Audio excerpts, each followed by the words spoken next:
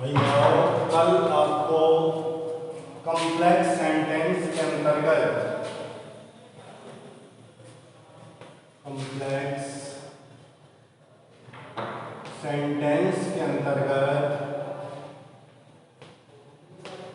Noun clause के बारे में बताया गया था। इसके बाद सबऑर्डिनेट क्लॉज के अंतर्गत दूसरी जो क्लॉज होती है वो है एडजेक्टिव क्लॉज। एडजेक्टिव क्लॉज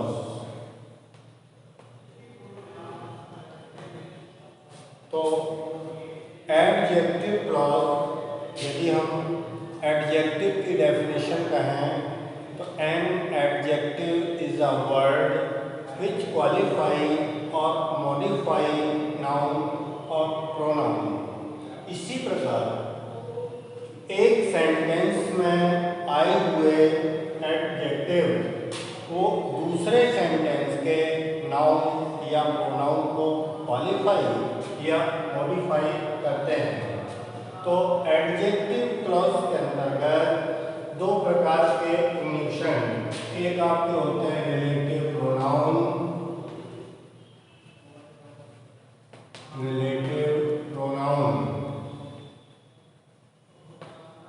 तो रिलेटिव प्रोनाउन के अंतर्गत जो कंजंक्शन आएंगे वो है आपका who, which, whom, who, which, whom, whose और that। ये आपके रिलेटिव प्रोनाउन के अंतर्गत कंजंक्शन आएंगे। दूसरे हैं आपके रिलेटिव एडवर्ब। रिलेटिव एडवर्ब तो रिलेटिव एडवर्ब के अंतर्गत आप कहेंगे व्हाई, व्हाट, व्हेन, वेयर और हाउ। तो इन कंजंक्शन से ही आपकी जो एडजेक्टिव क्लॉज हैं ये सेंटेंस बनते हैं। हु का अर्थ होता है जो, जब कोई भी सजीव व्यक्ति होगा उसके लिए हु का प्रयोग करेंगे। जब कोई बेजानदार चीज है उसके लिए विच का प्रयोग करेंगे। हुम का अर्थ होता है जिसका या जिसको। हुस का अर्थ होता है किसका या किसको। दैट का प्रयोग एडजेक्टिव क्लॉज में तब किया जाता है जब कोई विशेष कंडीशन का प्रयोग हो। इसी प्रकार रिलेटिव एडवर्ब के अंतर्गत व्हाई, क्यों, ये रीजन को शो करता है। व्हेन, कब या जब, ये टाइम को शो करता है। वेयर, कहाँ या जहाँ, ये प्लेस यानी स्थान को शो करता है। हाउ मीन्स मैनर, ये ढंग प्रदर्शित करता है। तो इसी तरह से अब हम आपको इसके कुछ एग्जाम्पल बताते हैं। I gave him a camera.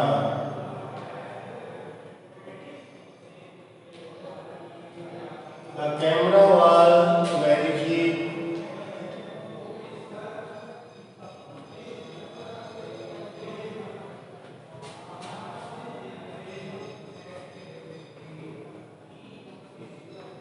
यहाँ लिख के क्या आएगा, कॉम्प्लेक्स सेंटेंस। कॉम्प्लेक्स सेंटेंस तो मैंने उसे कैमरा दिया। कैमरा बहुत सस्ता था। अब कैमरा हो गया आपका नाउन। अब इस नाउन की जो विशेषता बता रहा है वो क्या है, चीज। तो कैमरा क्या हो गया, बेजानदार चीज। इसके लिए क्या लगेगा, व्हिच। तो I gave him, I gave him a camera.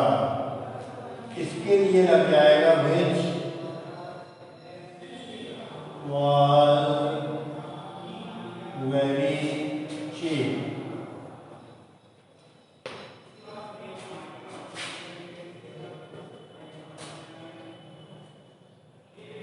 The man was caught.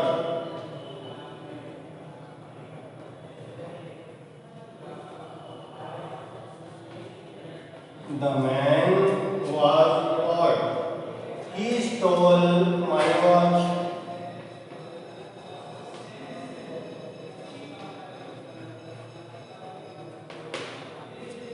तो द मैन वॉज कॉट, यहाँ पर ऑब्जेक्ट छपा हुआ है कि व्यक्ति पकड़ा गया। ही स्टोल माई वॉच, उसने मेरी घड़ी चुराई। व्यक्ति क्या हो गया? सजीव हो गया। तो the man who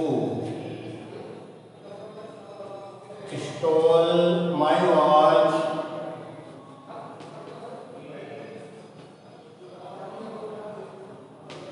was caught.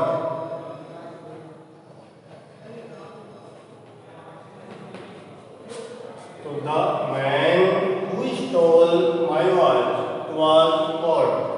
कि व्यक्ति जिसने मेरी घड़ी चुराई पकड़ा गया। तो ये क्या हो गए? रिलेटिव प्रोनाउन के तहत आने वाले सेंटेंस हो गए। यदि आपका रिलेटिव एडवर्ब है तो This is the school. This is the school. I was taught here. I was taught here in my childhood.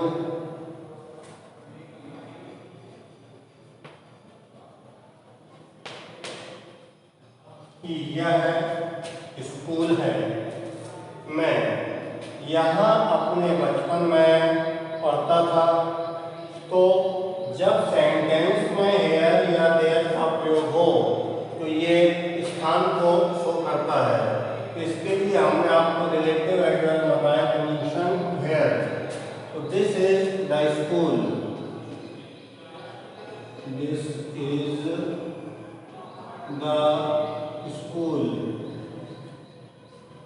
where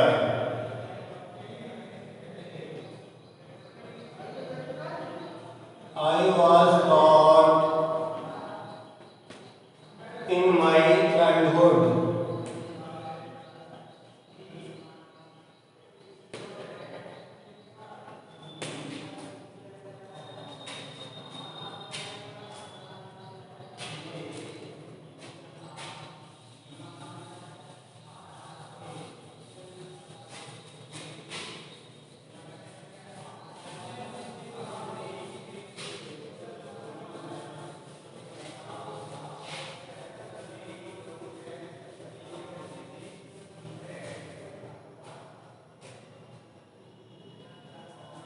आगे देखिए, he was weeping for some reason. He was weeping for some reason.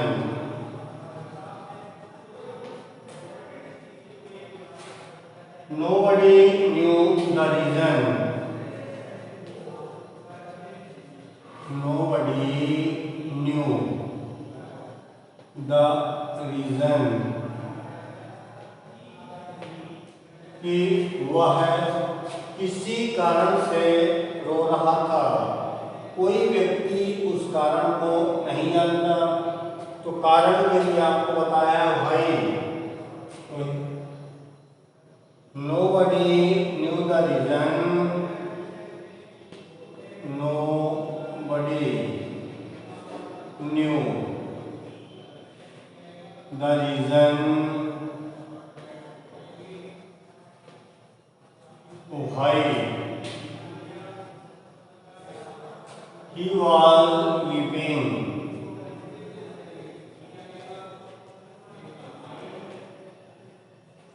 Why he was weeping.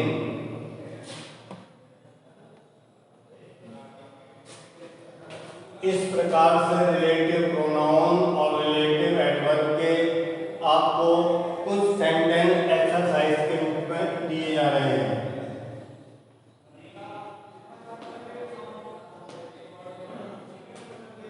Ramesh brought a book.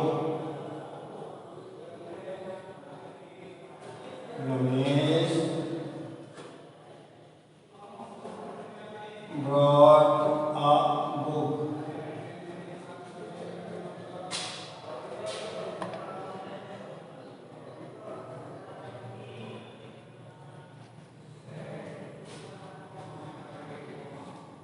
It was very interesting. It was very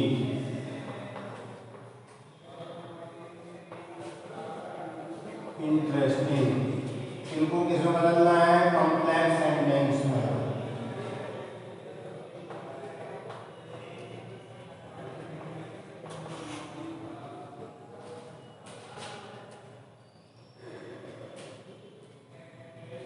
This is the town.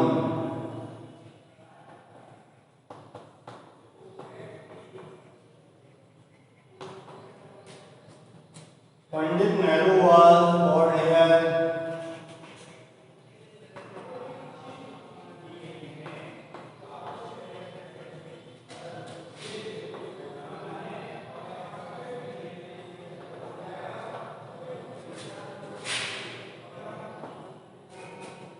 A man killed a boy.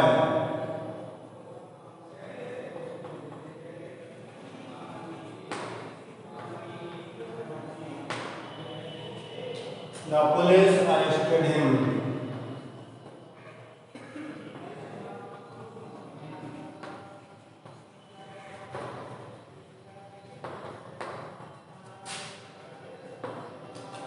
He did not come to school today.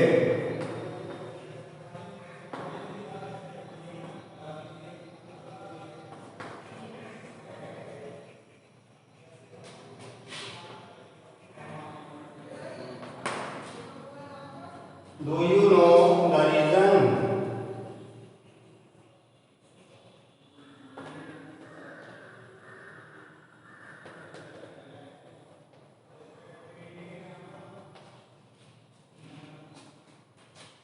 तो ये sentence आपको practice यानी अभ्यास में करना है कि Ramesh brought a book. Ramesh एक पुस्तक लाया। It was very interesting. यह बहुत रोचक या मनोरंजक थी। This is the town. यह कस्बा है।